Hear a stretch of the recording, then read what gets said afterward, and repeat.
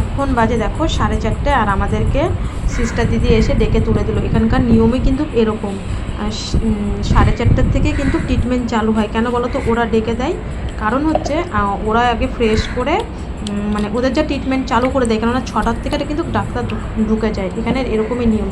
তাই আমি উঠে রিমিকে আগে এই যে ওষুধগুলো দেখছো তো, এইটা কিন্তু 1 ঘন্টা পর পর আমাকে গার্গল করাতে হচ্ছে।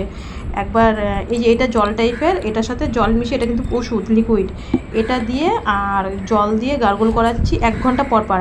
আর একটা আছে মানে লাল রক্ত টাইপের মতন, ওটা দিয়ে জল 1 ঘন্টা পর পর একটা, এটা একটা 1 ঘন্টা পর পর, ওটা একটা 1 ঘন্টা পর পর গার্গল করাচ্ছে, যাতে ভিতরের যা ময়লা আছে অপারেশন করেছে যে সব যেন বেরিয়ে আসে। আর দেখতেই পাচ্ছ এখনও কিন্তু অন্ধকার। তাই রিমির যে অজ্ঞান করেছিল না, সেই ইয়েটা কিন্তু এখনও ঝোলটা কিন্তু কাটেনি। ওকে মানে গার্গল করাচ্ছি আবার শুয়ে পড়ছে, গার্গল করাচ্ছি আবার শুয়ে পড়ছে। আর এইদিকে দেখো একটা দিয়ে করানো হয়ে গেছে, 5টার সময় করিয়েছি, ও আবার ঘুমিয়ে পড়েছে। ওষুধ দিয়ে দিল, আবার 6টার সময় আর একটা করালাম। তার মধ্যে তোমাদের দাদাভাই 6টার সময় চলে এসছে, আমার জন্য চা নিয়ে এসেছিলো, একবারে নিচের থেকে আসার সময় চা বিস্কুট নিয়ে এসেছিলো। 6টায় যে ওকে করিয়েছি, ও কিন্তু দেখো আবার ঘুমিয়ে পড়েছে। আর এইদিকে কিন্তু দেখো মানে বললাম না 4:30 থেকে ট্রিটমেন্ট চালু হয়ে গেছে।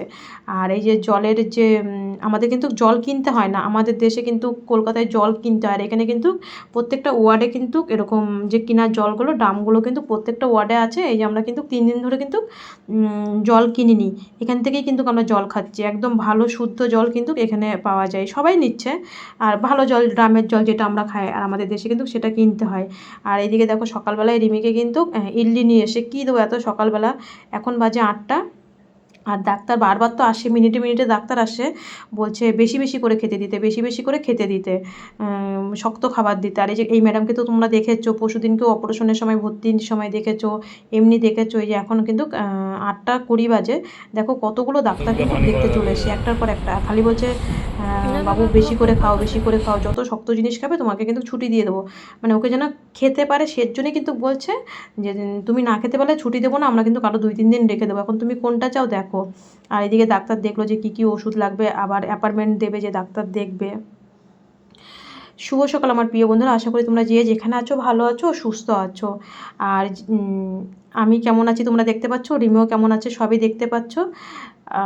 এইদিকে দেখো তোমাদের মানে দাদাভাই কিন্তু রিমির বাপি বাবুল গাম নিয়ে এসে আর ললিপপ নিয়ে এসে, বাবুল গামটা যত চাবাবে তত কিন্তু ওর যে অপারেশনটা হয়েছে ওই পাশটা তত মেসেজ হবে, তত মেসেজ হবে। দেখেছো এখানকার ট্রিটমেন্ট কেমন, যে টনসিলের অপারেশনে বাবুল গাম চাবাচ্ছে। আর এদিক দিয়ে একটা কেকও নিয়ে এসেছিলো, কেননা শুধু বলছে খেতে হবে, শুধু খেতে হবে, শক্ত জিনিস খেতে হবে। ওখানে যত খাবে তত ব্যায়াম হবে, যত খাবে তত ব্যায়াম হবে। আর একটু পর পর 1 ঘন্টা পর পর একটা করে বাবুল গাম দিচ্ছিলাম। আর এইদিকে বেড ক্লিন করবে বলে সকালবেলা আমি ওকে একটু হাঁটাচ্ছি, এই পাশ ওই পাশ করে হাঁটাচ্ছি। এইদিকে ঘর পরিষ্কার করে গেল। আর আজকে যেহেতু শনিবার আর রবিবার, পেশেন্ট নেই, শুধু আমিই কিন্তু একা, কেননা এখানে তো শনিবার আর রবিবার কিন্তু ওটি করে না। আবার সোমবার দিন কিন্তু ওপিডি বসবে, তারপরে পেশেন্ট দেখবে, তারপরে ভর্তি হবে, তারপরে কিন্তু আবার ওটি চালু হবে। তাই যেহেতু শনিবার, শুক্রবার দিন মোটামুটি সবাইকে ছুটি দিয়ে দিয়েছে, আর আমাদের শুক্রবার দিন ভর্তি করে শুক্রবার দিন অপারেশন করলো। এর জন্য আজকে শনিবার কিন্তু একটাও পেশেন্ট নেই, শুধু আমি। আর ওই পাশে সব পেশেন্ট, ওই পাশে ভর্তি, আর বাচ্চাদের ওয়ার্ডে শুধু আমি একা। আর এই দেখো 1 ঘন্টা পর পর কিন্তু হচ্ছে ওয়াশ করাতে হচ্ছে, বলেছে এটা একবার ওটা একবার। আর এইদিকে বাবুল গাম খাচ্ছে, আবার কিন্তু তোমাদের দাদাভাই কিন্তু তার মধ্যে একটা ফুটিও নিয়ে এসেছিলো। আর এই দেখো রিমি কিন্তু ঘুমের জলটা কাটেইনি, বাবুল গাম খাচ্ছে আর হচ্ছে ঘুমাচ্ছে, বাবুল গাম খাচ্ছে, ও ঘুমাতে ঘুমাতেই খেয়ে ফেলছে। আর এই যে ছেলে ডাক্তারটা দেখছো 1 মিনিট পর পর কিন্তু ওকে দেখতে আসে। এখন বাজে 10:20 বাজে। আর এসে বললো শক্ত খাবার খাওয়াতে হবে, মানে ভাত জাতীয় শক্ত খাবার, ভাত সবজি খাওয়াতে হবে। তোমাদের দাদাভাই আজকে যেহেতু আমার শনিবার নিরামিষ, ঘরে গিয়ে তো মনে করো তোমাদের দাদাভাই ঘরে গিয়ে মানে মাজা ঘষা করবে, রান্না করবে, তারপরে তো আনবে। যেহেতু শনিবার আমি হোটেলের তা খাওয়াতে পারবো না। আর এর জন্য কী করলো, ভেন্ডি ভাজা, আমি বললাম তাড়াতাড়ি ভাত নিয়ে আসো, শক্ত শক্ত ভাত, আর হচ্ছে সবজি নিয়ে আসো। তোমাদের দাদাভাই ভেন্ডি ভাজা দিয়ে আর ভাত নিয়ে আসলো শক্ত শক্ত। আর শক্ত শক্ত ভাত খাইয়ে দিলাম, ও বলছে হ্যাঁ ভালো লাগছে।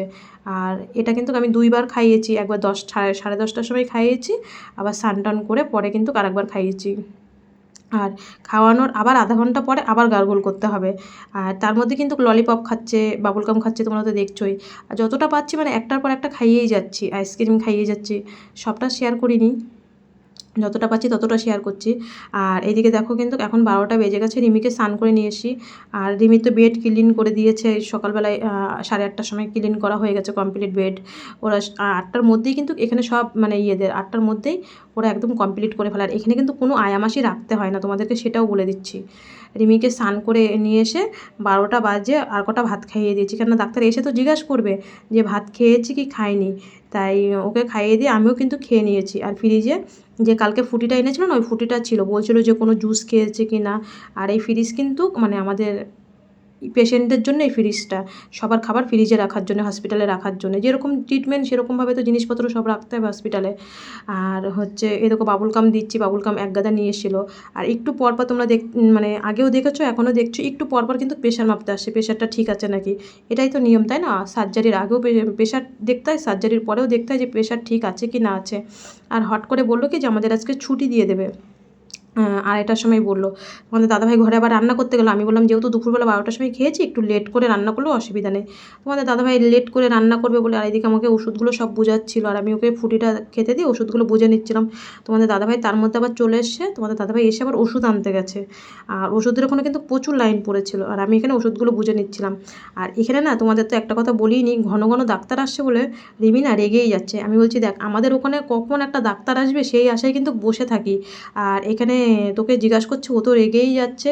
হ্যাঁ, খালি এসে খাওয়ার কথা বলছে, খালি এসে খাওয়ার কথা বলছে, ও যেন না খুব রিমি রেগে যাচ্ছে। আমি বলছি মা দেখ আমাদের দেশে যখন একটা ডাক্তার আসে না, তখন মানে আমরা ওয়েট করি 10টায় আসবে রাউন্ডে, 12টায় আসবে কি 4টেই আসবে সেই অপেক্ষা করি। আর এখানে দেখ মিনিটে মিনিটে ডাক্তার আসে, আর প্রফেসরের সাথে যারা শিখছে তারা আসে। তাহলে বল এখানে কত ভালো। কিন্তু তোমাদের ভাই তো দাদাভাই তো ওষুধ আনতে আনতে লেট হয়ে যাচ্ছিলো। আর তোমাদের দাদাভাইয়ের ফোনটা যেহেতু রিমি দেখছিলো, ফোন ছিল না, আমি আবার গেলাম হচ্ছে ওষুধের ফার্মেসিতে, গিয়ে দেখি কি লেট হয়ে গেল। আমি বলছি এখনও আসছো না, মেয়েদের রেডি। তারপরে যখন 3:30 বাজে তখন আমরা হসপিটাল থেকে বেরিয়ে গেছি, সৈশকত করে সব ওষুধ টষুধ বুঝে, যা যা হসপিটাল মানে ওষুধ আনতে হয় সব নিয়ে আমরা তখন 3:30 বাজে আমি কিন্তু বেরিয়ে গেছি। তোমাদের দাদাভাইয়ের ফোনটা আমার হাতে ছিল, যেহেতু রিমি দেখছিলো আমি হাতে করে নিয়েই বেরিয়ে গেছি।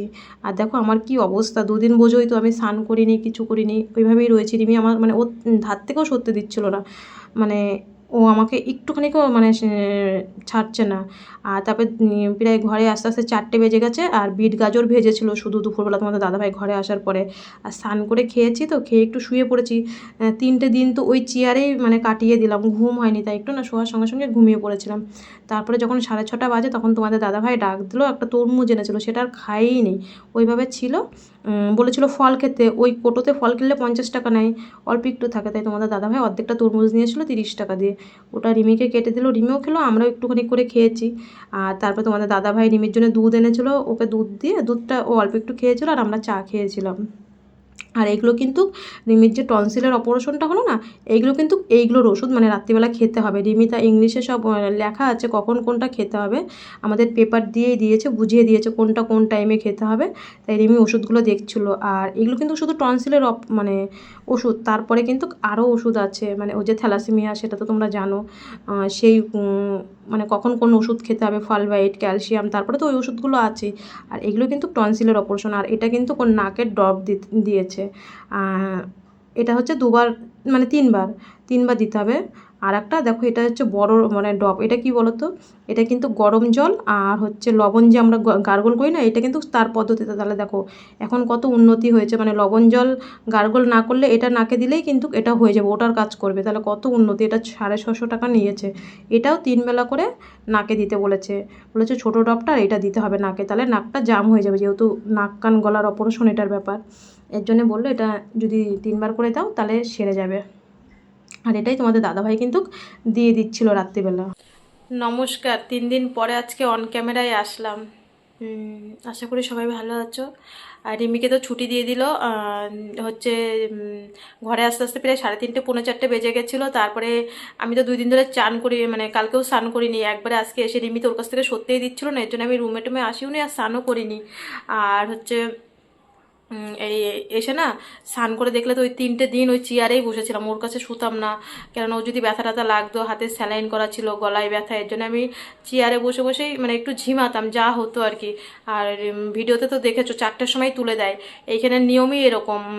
আগের অপারেশনেও আবার সবসময় সবার ক্ষেত্রে, শুধু আমার ক্ষেত্রে না, সবার ক্ষেত্রে যারা ভর্তি থাকে 4টের সময় হচ্ছে তুলে দেয়, 4টের থেকে ট্রিটমেন্ট হয়। কেন বলো তো? 4টের থেকে মুখ ধোয়া, মুখ ফ্রেশ হওয়া, 6টার মধ্যে ডাক্তার চলে আসে, ডাক্তার যেন এসে দেখে প্রত্যেকটা রুগীর একদম ফ্রেশ। আর এই দেখো, অনেকেই বলছো এখানে ক্যামেরা করতে দিচ্ছে, এটা কিন্তু একদম বাস্তব কথা। তোমাদেরকে আমি আজকে এর জন্য অন ক্যামেরায় আসলাম 3 দিন পরে। আমাদের যেন দেশে কেন ক্যামেরা করতে দেয় না, কেননা ওদের ট্রিটমেন্টটা যদি আমরা যদি সোশ্যাল ইয়েতে ছেড়ে দিই, ওরা নিজেরাই বুঝবে। তোমরা অনেকবার দেখেছো রিমিকে রিসেন্টলি, মানে চৈত মাসে যখন রং খেলার পরের দিনকে ওর অবস্থা খারাপ ছিল, নাক মুখ দিয়ে পটিতে যখন ব্লাড বেরোচ্ছিলো, সেই ভিডিও আছে। তখন কিন্তু আমার কাছ থেকে ফোন কেড়ে নিয়েছিল, মানে আমি যে বাড়ির লোকের সাথে প্রথম রাত্রে যেই দেখলো আমি একটু ক্যামেরা করতে নিয়েছি, আমার সে কী করলো, আমার হাত থেকে কিন্তু ফোনটা কেড়ে নিল, কেড়ে নিয়ে নার্স দিদির কাছে জমা করে দিল। আমি যখন আমার রিমির অবস্থা খারাপ ছিল, রাত 1:30টার সময় পটিতে ব্লাড বেরোচ্ছিল, তখন ওর ব্লাড লাগবে, তখন যে আমি আমার দাদার কাছে ফোন করবো সেরকম পরিস্থিতিও ছিল না। আর অলরেডি কিন্তু আমার কাছে 2টো ফোন ছিল, তোমাদের দাদা ভাইয়ের ফোনও মাঝে মধ্যে আমার কাছে ছিল, ওটা রিমি দেখতো, রিমি তো দেখতো না, ও রিমির মানে ইয়ে ছিল, ওটা আমি দেখতাম, আর আমার ফোনে তো আমি ক্যামেরা করতাম। এখানে কিন্তু ডাক্তাররা, আমি যে এতবার ক্যামেরা অন করেছি, ওরা কিন্তু কিচ্ছু বলেনি, কেননা ওদের ট্রিটমেন্টে কিন্তু কোনো গাফিলতি নেই বলে কিন্তু ওরা কিন্তু হচ্ছে কিচ্ছু, মানে আমি যে ভিডিও করছি ওরা কিন্তু কিচ্ছু বলেনি, একটা কথাও বলেনি কেন আমি ক্যামেরা করছি। আর ওরা বনগাঁতে বলো, যেখানেই বলো, অনেকেই বলেছো যে দিদিভাই হচ্ছে আমার মাও ক্যান্সার ছিল, আমি কিন্তু তোমার মতন এরকম ক্যামেরা করে করতে পারিনি, এখানে ক্যামেরা করে দে না, তুমি ওখানে কি করে ক্যামেরা করো। এখানে কোনো ব্যাপার নেই, এখানে শুধু মানে ডাক্তারের উপরে আছে না, বলে না সিকিউরিটিরা মাঝে মধ্যে হয়তো দেখলে বকা দিত, কিন্তু কিছু বলতো না। আর ডাক্তাররা একদমই, ডাক্তার বলো বা সিস্টার দিদি বলো, সিস্টার দিদির সামনেই আমরা ক্যামেরা করেছি, তোমরা দেখেছো। তবুও আমি একটু অল্প স্বল্পই ক্যামেরা করেছি, যদি বাইসেস কিছু বলে বেশি ক্যামেরা করলে। ওরা তো জানে যে ওদের ট্রিটমেন্টে কোনো গাফিলতি নেই বলেই ওরা কিছু বলে না। আর আমাদের দেশে কি করে, ফোনটাই, আমি তো বনগা যতবার ভর্তি হয়েছি ততবার আমার কাছ থেকে ফোনটা আগেই কেড়ে নিত, যেই দেখতো আমি যদি একটু ক্যামেরা করতাম, যেটুকু করতাম হয়তো হয়তো করতাম। আমি রং খেলা মানে পরের দিন যে ওর অবস্থাটা খারাপ গেছিলো, সেই সময় আমি বুঝতে পেরেছি, আমার থেকে 3 দিন ফোন কেড়ে নিয়েছিল। লাস্টে পরে আমি যখন ক্যামেরা করতে পারি না, তখন আমি আমার ফোনটাকে কী করবো, এমনকি আমি বলছি ঠিক আছে আমি ক্যামেরা করবো না, আমার মার ছোট জিও ফোনটা আমি আমার কাছে রাখি, সেটাও পর্যন্ত আমার কাছে রাখতে দিচ্ছিল না বনগাঁতে। ওরা তো জানে যে ওদের ট্রিটমেন্টটা যদি আমরা যদি আমাদের মতন মানুষেরা যদি কলকাতার ট্রিটমেন্ট কেমন পরিস্থিতিতে যদি আমরা ওটা সোশ্যাল ওয়ার্কে ছাড়ি, তাহলে ওদের পরিস্থিতিটা খারাপ হবে। যেটা সত্যি, আজকে আমি তোমাদের কাছে সেটাই বললাম, এখানে একদমই কিচ্ছু বলে না। তবুও আমাকে যেন ওরা কিছু না বলতে পারে, আমি সেইভাবেই মানে একটু কমই ক্যামেরা করি, তবু তোমাদের সাথে পুরো ট্রিটমেন্টটাই তো তুলে ধরার চেষ্টা করছি। আর রিমির তো দেখলে টনসিলের অপারেশনটা হয়ে গেল, হচ্ছে ব্লিডিং বেরোয়নি, আর মুখ টুক দিয়ে এর জন্য একটা ব্লাডেই হয়ে গেছে। বলেছিল যদি ব্লিডিং বেশি হয় তাহলে আর একটা লাল ব্লাড দিতে হবে, যেটা ঠাকুর আশীর্বাদ আর লাগেনি। আর অপারেশনের পরেও আর নাক মুখ দিয়ে যে অনেকের, ওই ছেলেটা যেমন ছিল বারাসাতের, ও বলছিল ওর নাক মুখ দিয়ে ব্লাড বেরিয়েছিল, কিন্তু রিমির ঠাকুর আশীর্বাদে কিছু হয়নি। আর রিমি তো ঘরে নিয়ে এসে আজকে, রিমির আবার হচ্ছে 23 তারিখ 25 তারিখ যে সার্জারি করেছো, যে লেডি ডাক্তারটা তোমাদেরকে দেখিয়েছি, ওনার আবার অ্যাপয়েন্টমেন্ট আছে 23 তারিখ 25 তারিখ। আর এই যে আইসক্রিম খাওয়ার ব্যাপারটা অনেকে আমাকে কমেন্ট করছো, হ্যাঁ এখানকার ট্রিটমেন্টই এরকমই, বলেছে যে ও আইসক্রিম খেতে পারবে, খাক, আর ওকে এরপরে যদি ঠান্ডা লেগে যায় আমি ওকে এমন ওষুধ দেবো যে ওর জীবনে আর কোনোদিন ঠান্ডা লাগবে না।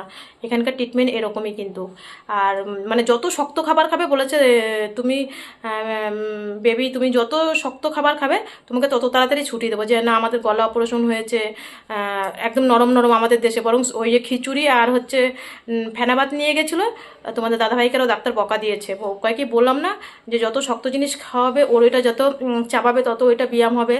আর রিমি মানে বাবুল কাম তোমরা ভিডিওতেও দেখলে, বাবুল কাম কিন্তু অনবরত মুখে দিয়ে চাবিয়েই যাচ্ছে, ললিপপ লজেন খেয়েই যাচ্ছে, মানে ওটা ব্যায়াম করার জন্যে। এখানকার নিয়ম এরকমই, বরং ওই নরম ভাত নেওয়ার জন্য তোমাদের দাদাভাইকে ডাক্তার আবার উল্টো বকা দিয়েছে।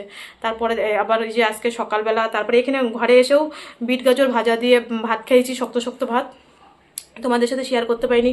বোঝোই তো এরকম মানে অপারেশন, আমার ফেসবুকে, তারপরে আমার ইউটিউবের থেকে নাম্বার পেয়ে সবাই তো ফোন করছে, আবার আমার বাড়ির থেকে আমার ছোটো বৌদি বড় বৌদি, এরাই তো দুজন ফোন করে, ছোটো বৌদি বড় বৌদি, ওরা হচ্ছে ভিডিও কল, আর সারাক্ষণ ছোটো বৌদি দুই বৌদি, ওদের হচ্ছে মানে ওর ভাই রিমির ভাই বোন, ওরা দুইজন মানে দুই ভাই বোন শুধু ভিডিও কল করেই যাচ্ছে দিদিভাইকে দেখার জন্য, কারণ ওই রিমি তো ওর মামার বাড়িতে সব থেকে বড়, আর ওই ভাই বোনগুলো ছোটো ছোটো একদম। তার জন্য ভাই বোন খালি ফোন করে যাচ্ছে, দিদিভাই দিদিভাই, ওদের একটাই তো দিদিভাই, দিদিভাইকে দেখার জন্য ফোন করে যাচ্ছিলো। এর জন্য কিন্তু আমি ঘরে আসার পরে বেশি একটা তোমাদের সাথে ভিডিও কিন্তু শেয়ার করতে পারিনি। আর রিমির মানে ওগুলো তো যেই ওষুধগুলো দেখলে ভিডিওর মধ্যে, ওগুলো শুধু টনসিলেরই ওষুধ। তারপরে তো ওর যে থ্যালাসেমার ওষুধ, ওর যে একটা অপারেশন হয়েছে 22 সালে, ইনফেকশনের ওষুধ, সেগুলো তো তোমাদের সাথে মানে দেখাইনি। ডেসিরক, ক্যালসিয়াম, ফালবাইট, যারা থ্যালাসেমা তারা তো আমার কথাগুলো শুনে বুঝতেই পারছো। তারপরে যেটা ওর 2022-এ অপারেশন হয়েছে সেটার ইনফেকশনের ওষুধ, ওগুলো তো তোমাদের সাথে শেয়ার করিনি। যেটুকু ওষুধ শেয়ার করেছি তোমাদের সাথে, এটা কিন্তু পুরো টনসিলের ওষুধ। আর যেই ডাক্তার সার্জারি করেছে উনি আবার 23 তারিখ আর 25 তারিখ দেখবে। দেখার পরে দাঁত, তোমাদের তো আগেই বলে দিচ্ছি, ওর যে দাঁতেও প্রবলেম আছে, দাঁত দুটো হচ্ছে পোটিং করবে আর একটা দাঁত তুলবে, তারপরে বিএমটি রুমে ভর্তি করবে। হয়তো আমার 1 মাস লেট হবে, এই আর কি। যাই হোক, সবাই ভালো থেকো, সবাই সুস্থ থেকো। আজকে এর জন্য অন ক্যামেরায় 3 দিন পরে অন ক্যামেরায় আসলাম। সবাই সবার খেয়াল রেখো। কালকে আরও একটা ভিডিও নিয়ে আসবো। তোমরা যে রিমিকে এত এত ভালোবাসো, আমি তো ভাবতেও পারিনি যে আমার জন্য মানে রিমির এত লোক আছে, রিমির নিজের লোকের থেকেও তোমরা বেশি এত লোক রিমিকে ভালোবাসো। আমি তো জীবনেও স্বপ্নেও ভাবতে পারিনি কোনো দিন। সবাই ভালো থেকো, সবাই সুস্থ থেকো।